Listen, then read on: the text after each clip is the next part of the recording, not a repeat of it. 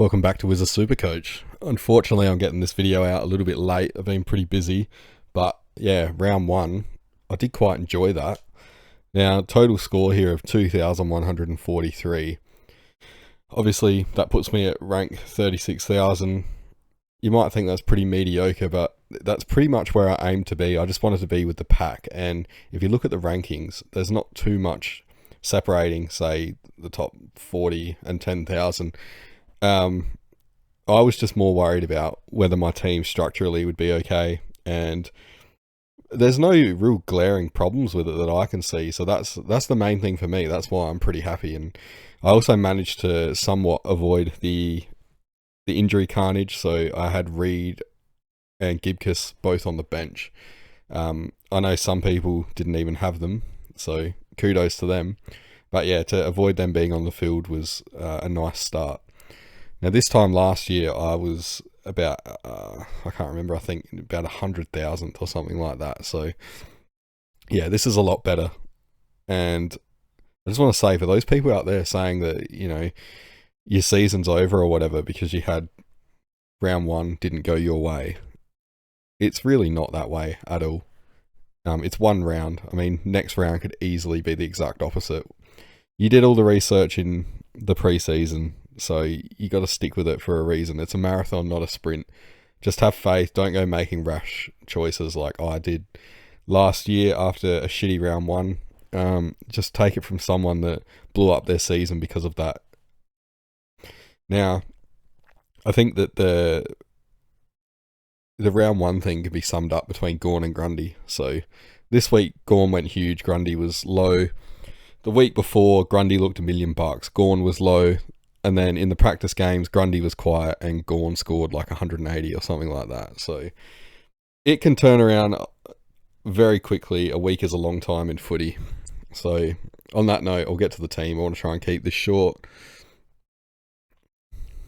So obviously I'm running, I'll just center this. Running a pretty popular structure in the back line there. The four primos. Dacos, vice captain, obviously took that score. He didn't even get out of third gear. Didn't need to. Still scored really well. Stewart, he did alright. 105, it's kind of low for him, but a ton's a ton. Sheasel 130, he just looks like Dacos 2.0. Young was a bit of a worry, but he had so many clangers and freeze against and shit like that, so I'm not worried about him. The role looked good, although with the injuries, it was a worry to see him playing defence again in, I think, the last quarter. So I'll keep a watch on that one, but he's fine for now. Williams, he can score, obviously, in the first half, first three quarters, but he's not running out games well. I think he will eventually start to run them out as he gets match fitness, but I'm starting to worry that he might start getting subbed out of games just because Voss knows that he's probably not going to do much for now in the last quarters. But I'll hold for now. Howe, 64, good again. He's going to make good money. And so, obviously, Gibcus and Reed on the bench.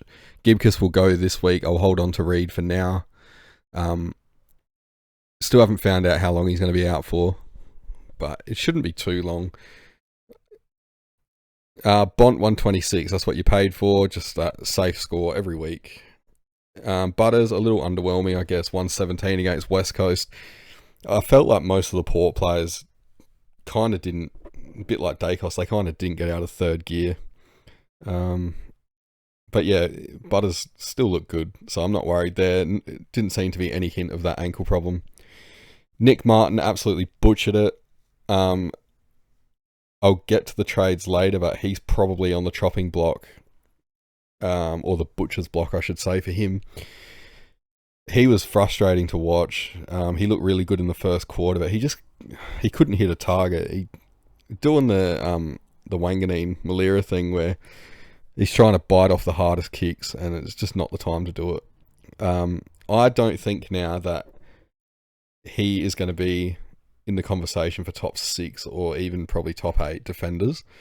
He's definitely not going to be there for the midfielders, and he's already at a higher price where I don't think he's going to make enough money, obviously, to be worth keeping. So I think he's going to be gone for now, and I think he's going to find it hard against Sydney this week.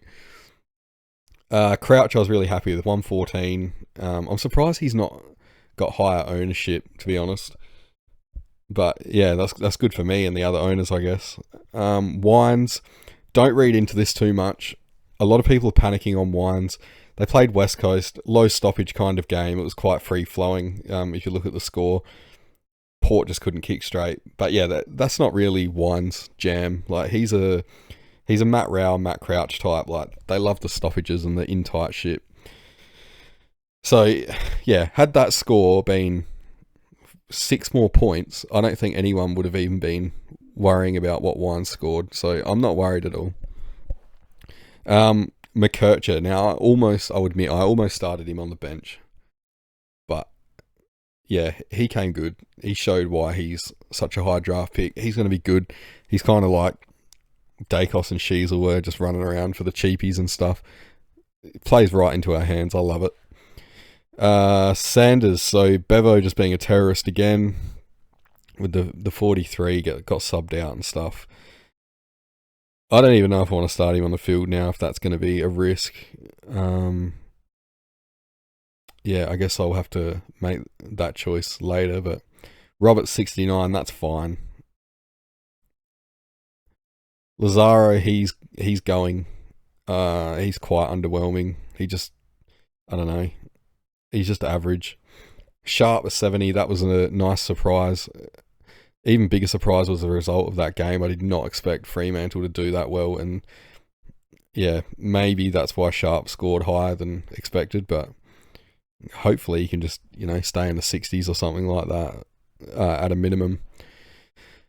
Clark 13. I don't know what to do here.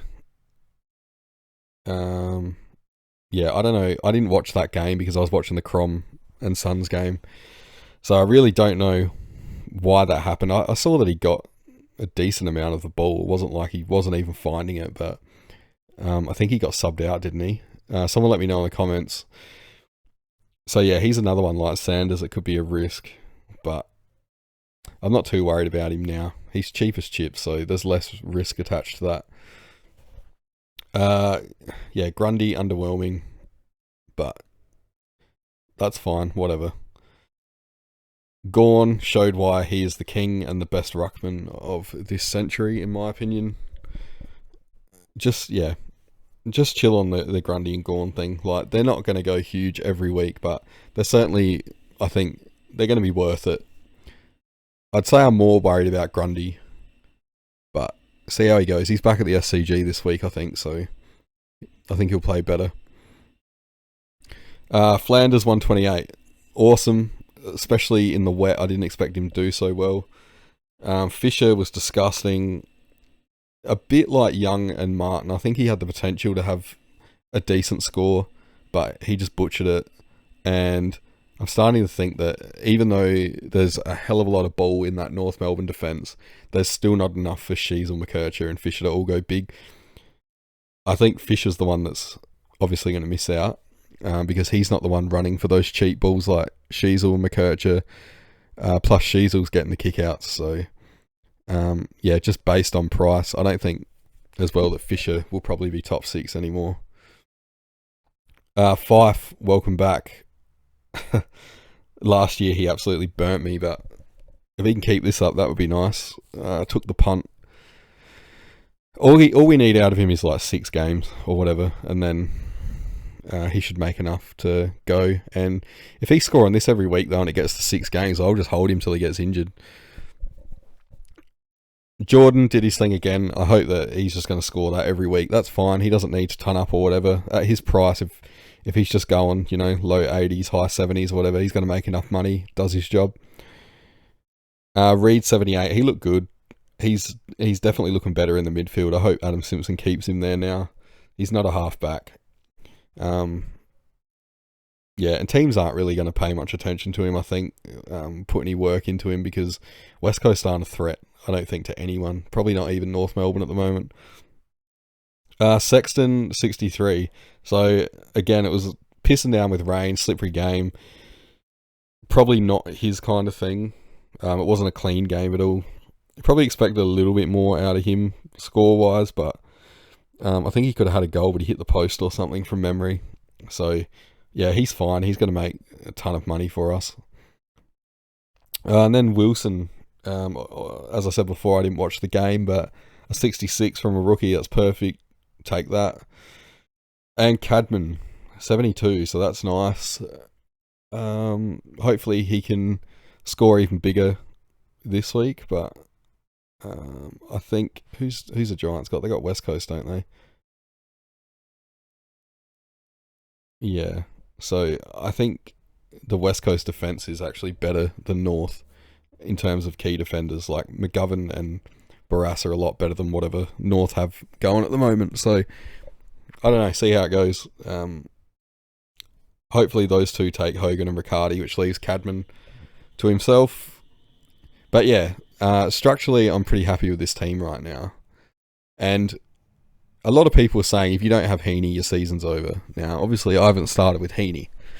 But for those that did, most likely they were only running the 3 primo defenders. So basically, I think it's the Stewart, Houston, or Sheasel type that you would have instead of Heaney. And all of them did fine. So I don't think we've really lost too much by not having him to begin with. That said, I am bringing him in this week because I can't ignore that fixture that he's got coming up. And even if he gets to the end of that and Parker and Adams come back and they throw him out the midfield, and honestly, I don't even know why they would, but if they do, then he can just go then or whatever. He's going to make a ton of money in between then and get us some nice points. So I'll quickly show the trades that I'm thinking. So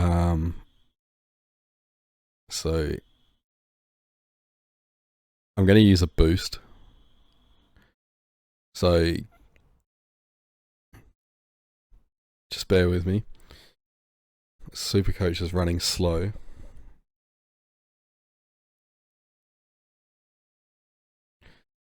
So I think I'm going to go Gibcus to Hoare. And then Lazaro to Billings, which I'll do by sending Harley Reid into the midfield. So this is going to leave me a bit thin in the midfield, but I'll show you why I think this works in a minute. And then Nick Martin's gone because, as I said, I don't think he's going to be a top 6 or 8 defender now, no matter what. And he's definitely not going to be top in the midfield. So that gets me Heaney. So Wilson can go into the middle as well.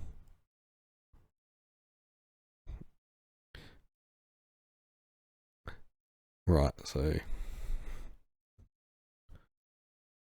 now the reason why I'm not worried about this looking thin in the midfield